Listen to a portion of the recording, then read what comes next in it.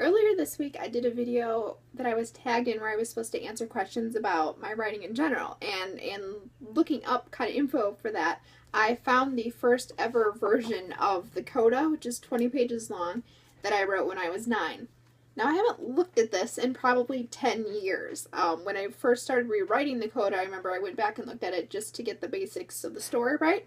But I haven't looked at this since then, so I don't really remember what's in here. So I thought it would just be fun to read it on video. So here we go. In the beginning, as I look back on our past achievements, I wonder why we did it to ourselves. I wonder why the bloodshed, the destruction, the terror of war had to be. I speak not only of my own experiences, but of mankind's in general. I have lived through only a speck of our history, but I will tell you all I know about the end of an age. I came into the world in a time of revolt. If there was turmoil at the turn of the millennium in 2000, it was nothing compared to what occurred in 3000. Entire nations became unstable, terrorists grew in shocking numbers, and genetic experiments were going terribly wrong all across the globe. Mutations were occurring, and people were developing those mutations to be used for purposes I will not mention. Nations fell apart, and in their place a new world order was forming. The Dominion, an oppressive tyranny, was just beginning to form power, but already it was felt to be a threat to the survival of our race. Our only hope lay in a rumor. There was talk of an ancient prophecy from the Kota, an old clan. 4 children were to be born with a mark on their arms. Their mark was in the shape of a circle, with lines dividing gold and black coloring. That's strange. For whatever reason, I and 3 others were chosen by unknown forces to bear this mark. With the sign came our chance to forever alter the course of history. Interesting, because this part now would be from Trock's perspective. Apparently it's from Bullseye's. I am uncertain of the details of my own beginning. From what I think I have learned, I was born to a man named Lee Kandoya in 3011. My mother, I now know for certain, was Vidanlie. I was the first child to be born with the Kota. Knowing how I and the other 3 would one day destroy the tyranny, my father hid me.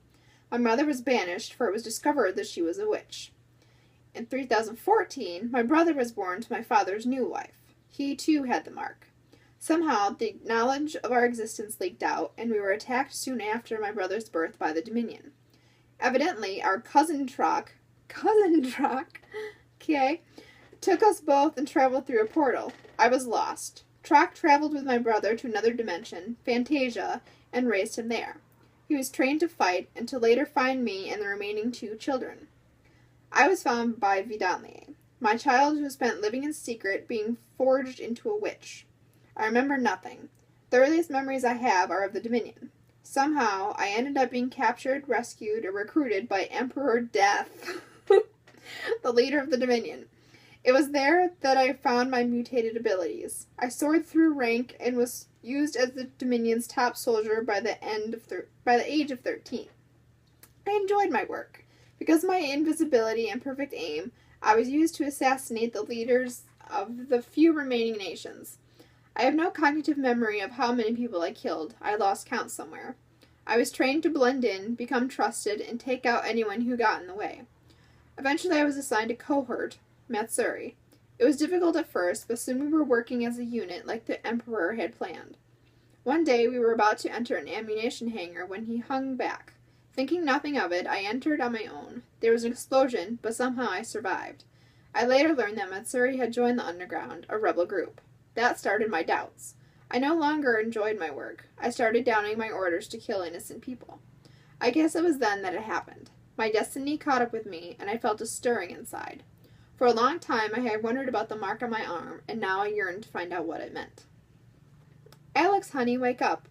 The old woman nudged the door open with the breakfast tray. Ever since the girl had moved in with her, she never had been able to get her out of bed. This morning, she guessed, it would be no different. As she opened the door, however, the old woman nearly dropped the tray. The flowery pink room was empty. The girl's clothes for school were still in her chair, and the bed was towseled. Hurrying over to the open window, the frightened grandmother looked up into the closest tree. Alex was not there either. "Ryu," she yelled, trying not to panic. "Ryu, do you know where your sister is?" A rather large boy for his age, the young man appeared from his room. "She's not in bed?" A slight look of annoyance was the only expression he showed. Why should he worry? His sister's exotic ability to communicate with him should let him know where she was. He couldn't tell his grandmother that, though. The old woman didn't entirely believe in either of their mutations. She didn't mind the boy's strength when it came to chopping wood, but it was another matter whenever he lifted the entire tree. Still, Grandma wouldn't be satisfied until Ryo searched the town. He slipped on some pants and then ran out the door and down the steps. He smiled as he looked down the dirt road. Missing a day off school wasn't such a bad thing. A gust of wind blew sand across his face. That's really close to how we meet Zach in the new book now. Zach and Doya sat up and stretched. Trock would be upset. He was expecting Zach to be alert, ready, agile. Oh well, it didn't matter. If the old boy hadn't learned by now, Zach would just have to teach him again. Zach couldn't be snuck up on. His senses always told him whenever anything was around. Zach stood up and started walking back to the shelter tents. Trock sat just inside the tent flap and watched coolly as Zach approached. Obviously, he had decided not to bother with the exercise. Zach recognized the look on Trock's face and knew something was up. Zach, I have something to tell you. He motioned for Zach to sit. You know of the mark on your arm? Zach nodded. Well, you should know that you aren't the only one with the mark on your arm. There are 3 others in another universe, galaxy, dimension, or whatever you want to call it. You have to go back there. You weren't born here, but there. You have a sister. She too has a mark on her arm and is chosen to be the leader of you 4. Zach was stunned. He'd known something was off, but he hadn't expected this. So all this training was preparing me for this? When do I have to leave? He searched Trock's face for some hint as to what was going on. To suddenly have all this dumped on him was too much. Today, whenever you're ready, I'll go with you to get you used to your new home, but it shouldn't take long. You'll adapt. Trock turned away, and Zach could tell this was hard on him. He also could tell there was more to it. Alex Collins woke with a start. Her mind had been in her brother's dreams. She liked doing that. It gave her good ammo for the next morning. Also still in the book. Ryo's dream hadn't woken her, though. Something was wrong. Sitting up in bed, she concentrated. She had felt a force she'd never come in contact with before. It was very strong, and she sensed an evil about it. Whatever it was getting stronger, closer. Right before it happened, the world got quiet. All Alex could hear was the sound of her heavy breathing. Sweat began to appear on her forehead, but she felt strangely cold for the mid-July air. Suddenly, a warm, dull light shone through her window and onto her. Looking around, she saw the red light was on only her. She felt herself being lifted. She tried to scream, but couldn't. She was pulled forward, off her bed, and floated out the window. Alex tried grabbing onto the window, but she was trapped in some kind of force field. Alex's vision went blank, and then violently red. Her head began to swoon. She felt herself being drawn into something big, and then she was unconscious. When we played, Callie, who was Alex, swooned a lot. Had head episodes. Apparently that never changed. The portal experience was nothing new to Zach. He had traveled back and forth with Trock on many occasions. This trip, he knew, would be different. He was never to return to Fantasia. Not that he would miss the dunes of sand, or the sand. He didn't want to admit how afraid he was to Trock, but he could tell the man knew. As the portal opened, Zach wondered what lay for him on the other side. He felt Trock push him in, and then he was in the unique experience of portal travel.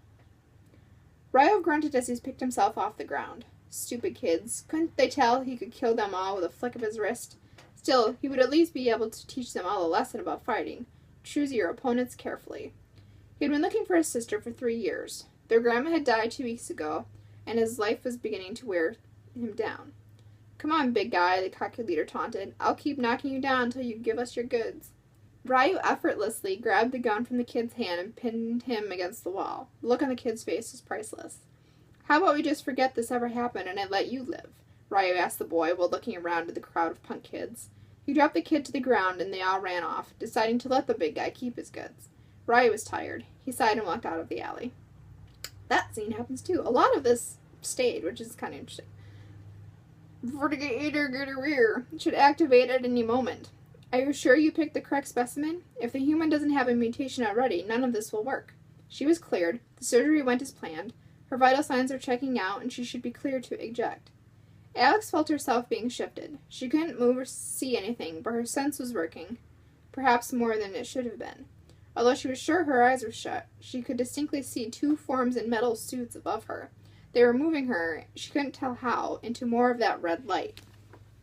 Seconds later, her eyes opened, she saw that she was lying on her face in a clump of weeds. A convulsion caused her to vomit on the ground. She didn't understand how, but she saw that the ship she had been held in was above her, and she was again on the ground. Looking around, she saw that she was in an open field, completely naked. The ship moved away, but she was so shaken that she couldn't tell where it was going. After a few moments of dizziness, Alex stood slowly and steadied herself. A light was not far off. This would be embarrassing, but she could tell there was a house ahead. Zack appeared suddenly. Looking around, he saw he was in a crowded street. Good, no one would have noticed his portal jump. Everything was strange and new to him. Looking at Trock, he saw the guy fit in just fine. The clothes Trock had suggested matched perfectly with the people around them. Looking up in the sky, Zack saw at least 5 layers of traffic. Small shuttles moved back and forth in some sort of pattern. Zack could even make out a few crosswalks with people inside. The buildings which rose up all around were unending, so it seemed. Down on their level, there was no shuttles but only pedestrians. Every block or so, a street vendor would hover past, yelling out his merchandise. Yes, this would definitely take a little getting used to. 2 days after her arrival back on Earth, Alex returned to her hometown. At least she thought it was her hometown. Everything had changed. She quickly learned of her time lapse. It hadn't been too difficult to create her new life. The Dominion still didn't care too much about little country towns. All it had taken were a couple of brief conversations with locals. Her enhanced telepathy had made it easy for people to remember her and to forget she had ever been missing. Now came the bigger challenge, to find her brother. It turned out that she didn't have to look long before he found her. Walking down the street one evening, she ran into a huge young man. Looking into his eyes, he recognized her immediately. "Alex?" He grabbed her arm and pulled her into an enormous hug. "Where have you been? I've... But then he broke off into tears and Alex had to lead him to a seat. "It's all a little unbelievable," Alex started cautiously. She had known it was her brother instantly, because of the telepathy, but still she didn't know how much she could be told. "I was abducted, I think. They gave me some bizarre drug or something, and now my mind abilities are at least triple what they were before. I only remember what happened last night, right before they dropped me off in a field." She had been carefully watching him while he spoke, and now she saw that he could fully be trusted. "Why wouldn't you? I don't know. I've been looking for you forever, sis. The world has gone haywire. Together, maybe we can do some good. My strength hasn't gone away a bit, and I've had to learn to fight to survive." Together, they cried and talked. They came up with a plan, and what little kronar, the new currency from the Dominion, that they had, they bought an apartment in the new capital of the continent. Zack quickly melted into earthly way of life. Trock helped him adapt into his new life and then returned to Fantasia.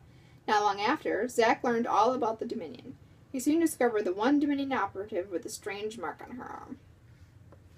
All this time, I was quietly dying inside the Dominion. After a few occurrences of my disobedience, I was injected with the GHM, the new submission drug. As a means of keeping me in check, I was told of the Proth X. This drug, if combined with the GHM, could turn me into a factor, or lizard human. This added tension among the ranks, and that didn't help my problems any. This is so completely different. Factors were sent to Frag, the vanishing planet, to work as miners for the Shicks. These new aliens were slowly sucking the life out of the Dominion, although no one wanted to admit it. Wow. As a routine assignment, I was later sent to the capital of the continent. My job was simple.